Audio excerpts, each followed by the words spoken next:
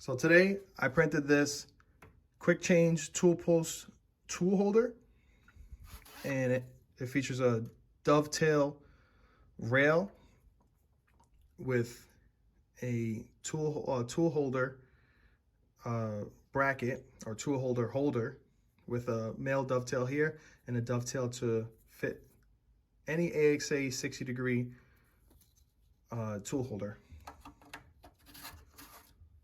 As such,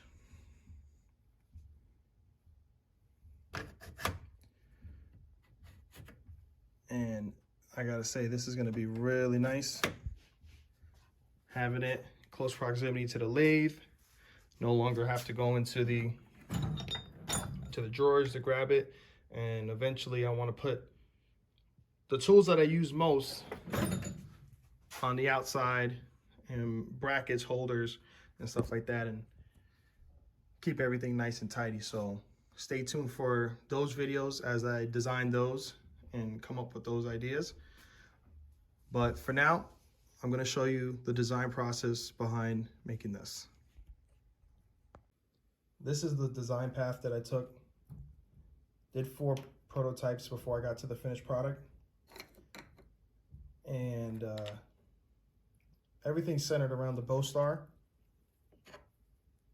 brand tool post. This is the AXA size, but it does fit with the Colton and the ACU size. I believe the Bostar you can find on eBay, and the Colton and the ACU size you can find on eBay.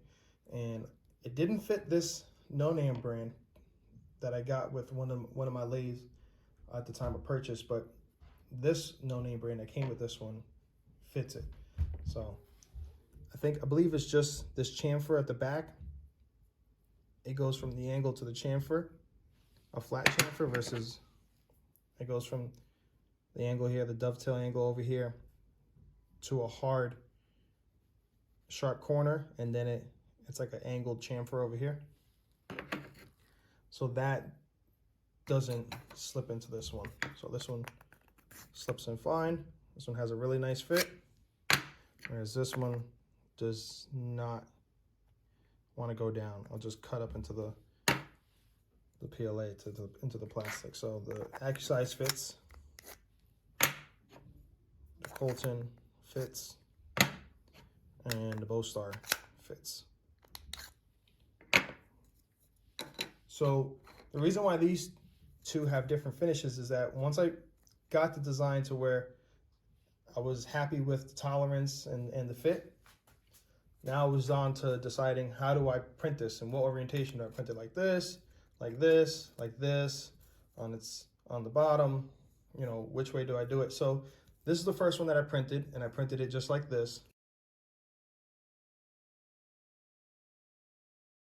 But it had tree supports holding this part of the dovetail, and that added about like 0.2 millimeters of material here, so I had to sand it down in order for it to fit in this dovetail track. And you see it's still a little tight, but it slides, it frees up and it slides. Whereas this one I printed face down,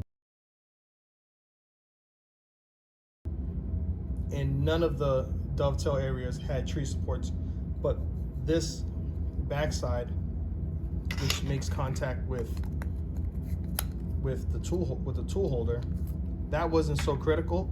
So I was okay with sacrificing surface quality here if it meant the dovetails could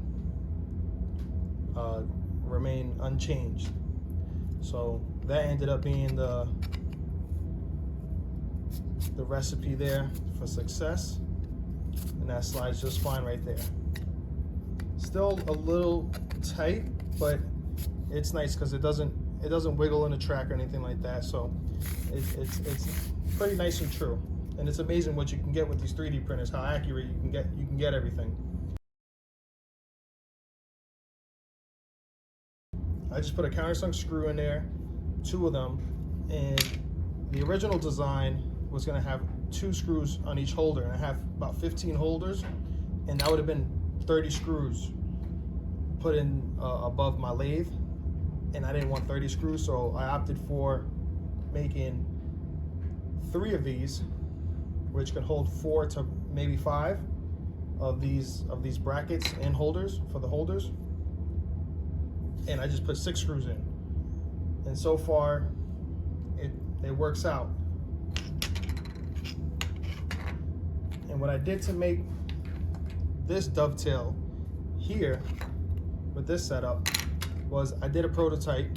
I made a smaller scale, and I drew all this up on Fusion 360. So my files will be available on makerworld, and I'll put it in the description where you can get the file for this if you have a need for this, or if you like this. It'll be in the description where you can find it. And I pretty much drew this up first in Fusion, just like so. And then I just drew the opposite with this sketch, with the sketch for this side. I just moved it over to this side, pretty much making this one. And I just filleted these external edges, the internal edges here, the external edges here, and the internal edges here. And I gotta say, I was really impressed coming right out the 3D printer. And this is a Bambu H2D that I'm printing on. And I was blown away by how tight and how nice this fits. So I'll definitely be making more dovetail and interlocking pieces in the future. So if you guys enjoyed the video, or you have any comments on how I can make this better,